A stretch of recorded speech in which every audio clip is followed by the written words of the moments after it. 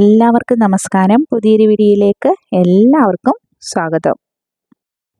ഈ ഒരു കറി ഉണ്ടെങ്കിൽ ഞാൻ ചോറിനൊപ്പവും അതുപോലെ തന്നെ ദോശയ്ക്കൊപ്പവും അതുപോലെ ചപ്പാത്തിക്കൊപ്പം ഒക്കെ കഴിക്കാൻ എനിക്ക് ഒരുപാട് ഇഷ്ടമുള്ളൊരു കറിയാണ്.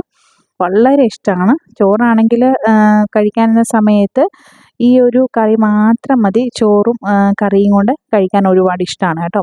അപ്പോൾ ഇത് ട്രൈ ചെയ്യാത്തവരും ഒക്കെ ആണെങ്കിൽ ഒന്ന് ട്രൈ ചെയ്ത് നോക്കിയിട്ട് നിങ്ങളുടെ അഭിപ്രായങ്ങളൊന്ന് പറയാൻ മറക്കരുത് കേട്ടോ.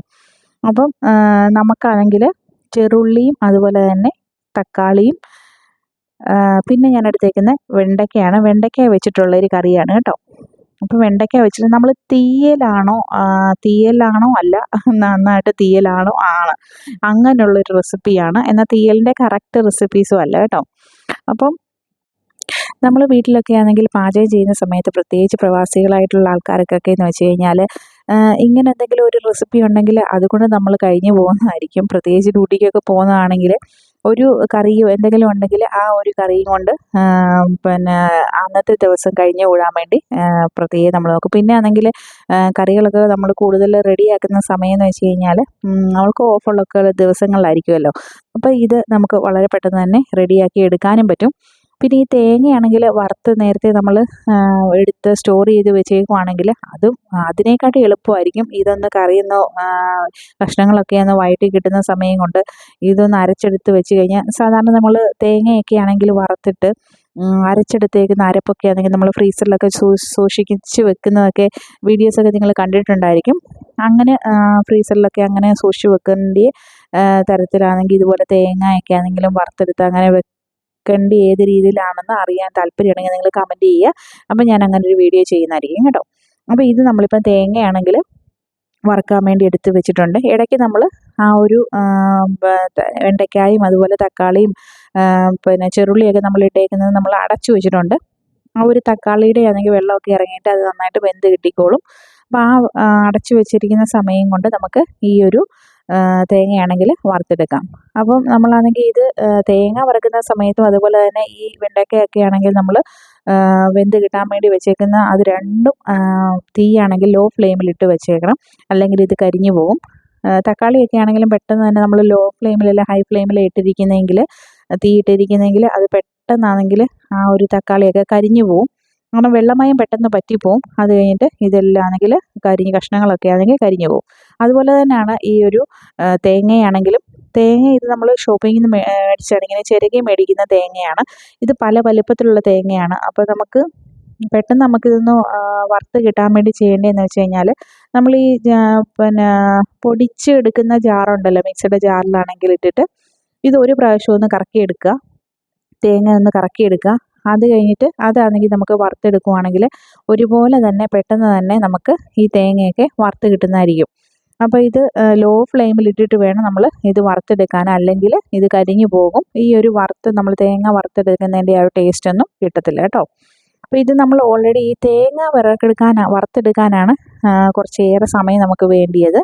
അപ്പം നേരത്തെ തന്നെ ഇതുപോലെ നമുക്ക് തേങ്ങ വറുത്തൊക്കെ ആണെങ്കിൽ നമ്മൾ ഇഞ്ചി വെളുത്തുള്ളി പേസ്റ്റൊക്കെ നമ്മൾ റെഡിയാക്കി വെക്കത്തില്ലേ എന്ന് പറഞ്ഞ പോലെ ഈ ഒരു തേങ്ങയാണെങ്കിൽ വറുത്തെടുത്ത് നമ്മൾ അരച്ചൊക്കെ ആണെങ്കിൽ ഫ്രീസറിലെടുത്ത് സൂക്ഷിച്ച് വെക്കുവാണെങ്കിൽ നമുക്ക് ആവശ്യാനുസരണം കറിയൊക്കെ റെഡിയാക്കുന്ന സമയത്ത് ഇതാണെങ്കിൽ പെട്ടെന്ന് നമുക്ക് എടുത്ത് റെഡിയാക്കി എടുക്കാവുന്നതാണ്. അങ്ങനെ നമുക്ക് എളുപ്പം വഴിയായിട്ട് നമുക്ക് ചെയ്യാവുന്നതാണ് കേട്ടോ. അപ്പോൾ ഞാൻ ഈ രണ്ട് അടുപ്പിലും വെച്ചിട്ട് ഇങ്ങനെ ചെയ്തുകൊണ്ടിരിക്കുക. ഇപ്പം നിങ്ങൾക്ക് കണ്ടാൽ മനസ്സിലാവും. തേങ്ങയാണെങ്കിൽ മൊത്തം വറുത്തെടുത്ത് കംപ്ലീറ്റ് ആയിട്ടില്ല. കാരണം ചില ഇതൊക്കെ ആണെങ്കിൽ തേങ്ങാ പീരകളൊക്കെ ആണെങ്കിൽ ആ ബ്രൗൺ കളർ ആയിട്ടില്ല. അപ്പോൾ ഞാൻ ഇനി അത് ബ്രൗൺ കളർ ആക്കാൻ നിന്ന് കഴിഞ്ഞാൽ ബാക്കിയുള്ളത് ഫുള്ള് കരിഞ്ഞു പോകും. അപ്പോൾ ഞാൻ അതാണ് പൊടികളൊക്കെ ആഡ് ചെയ്തത്. പൊടികളായിട്ട് മല്ലിപ്പൊടിയും മുളക് പൊടിയും അതുപോലെ തന്നെ മഞ്ഞൾപ്പൊടിയുമാണ് ഇട്ടേക്കുന്നത്. അത് ഇട്ടിട്ട് അതൊന്ന് പച്ചമണം മാറുന്നത് വരെ നമുക്കൊന്ന് ഇളക്കിയെടുക്കാം. ഇതിൻ്റെ കൂട്ടത്തിൽ കുരുമുളക് പൊടി നിങ്ങൾക്ക് ഇടാവുന്നതാണ്. കുരുമുളക് പൊടിയാണെങ്കിൽ എരി വേണമെങ്കിൽ മാത്രം ഇട്ടേച്ചാൽ മതി. ഞാനിവിടെ കാശ്മീരി പൊടിയും അതുപോലെ തന്നെ പിന്നെ മല്ലിപ്പൊടിയും മഞ്ഞൾപ്പൊടിയും മാത്രമാണ് ഞാനിപ്പോൾ ഇവിടെ ചേർത്തിട്ടുള്ളത്.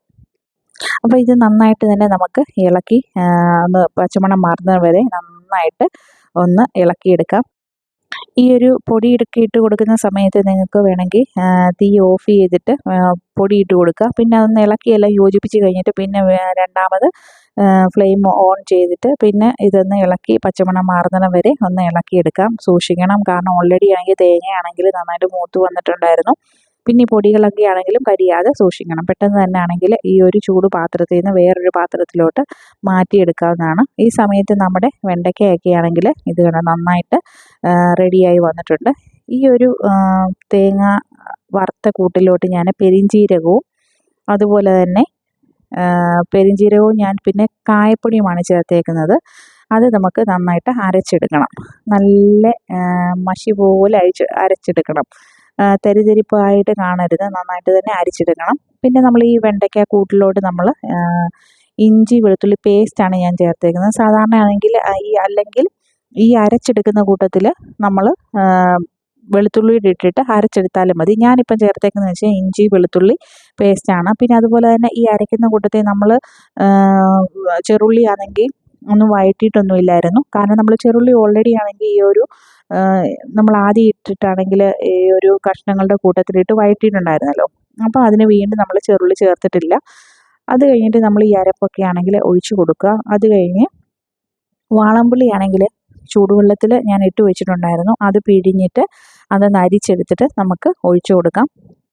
ഈ സമയത്ത് മിക്സിയുടെ ജാറിൽ വെള്ളം ഒഴിച്ചിട്ട് ആവശ്യാനുസരണം വെള്ളം നമുക്ക് ഈ കറിക്ക് എത്രയാണോ വെള്ളം വേണ്ടിയത് അതിനനുസരിച്ച് നമുക്ക് ഒഴിച്ചു കൊടുക്കാം. ഈ ഒരു കറി ഈ ഒരു സമയത്ത് നമുക്ക് നോക്കാം ഉപ്പൊക്കെ ആവശ്യത്തിനുണ്ടോ നോക്കിയിട്ട് ഉപ്പ് നമുക്ക് കുറച്ചുകൂടെ ചേർത്ത് കൊടുക്കാം. ഒരുപാട് ഉപ്പ് ചേർത്ത് കൊടുക്കരുത്. കറിയൊക്കെ തിളച്ച് വന്നു കഴിഞ്ഞ ശേഷം വീണ്ടും, കാരണം പുളിയൊക്കെ ആ ഒരു കഷ്ണങ്ങളിലൊക്കെ പിടിച്ചൊക്കെ വന്നു കഴിയുമ്പോഴാണ് കറക്റ്റ് നമുക്ക് വീണ്ടും ഉപ്പ് വേണമെങ്കിൽ ചേർത്ത് കൊടുത്തേച്ചാൽ മതി. കറിവേപ്പിലയുടെ ഈ സമയത്താണ് ഞാൻ കറിവേപ്പില ചേർത്ത് കൊടുത്തത്.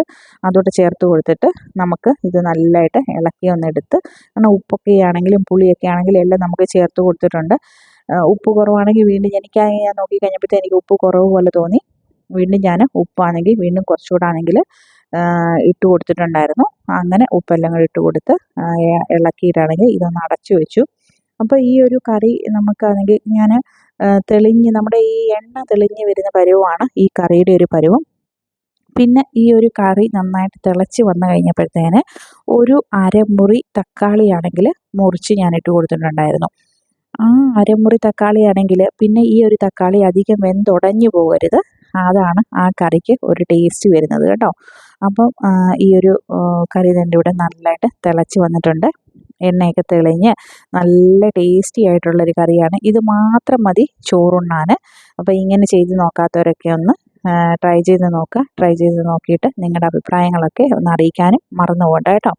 അപ്പോൾ വീഡിയോ കണ്ട് എല്ലാം ഇഷ്ടപ്പെടുവാണെങ്കിൽ ലൈക്ക് ചെയ്യാനും കമൻറ്റ് ചെയ്യാനും ഒന്നും മറന്നു പോകണ്ട. സബ്സ്ക്രൈബ് ചെയ്യാതെ കാണുന്നവരാണെങ്കിൽ ഒന്ന് സബ്സ്ക്രൈബ് ചെയ്ത് സപ്പോർട്ട് ചെയ്യാനും മറക്കണ്ട കേട്ടോ. വീണ്ടും നല്ല നല്ല വീഡിയോസായിട്ട് പുതിയ വീഡിയോസൊക്കെ ആയിട്ട് വരുന്നതായിരിക്കും. അപ്പോൾ വേറെ ഒരുപാട് വീഡിയോസൊക്കെ ചാനലിലുണ്ട്. കാണാത്തവരൊക്കെ ഒന്ന് കണ്ട് സപ്പോർട്ട് ചെയ്യാനും മറന്നു പോകണ്ട കേട്ടോ. Thanks for watching. See you next video. By.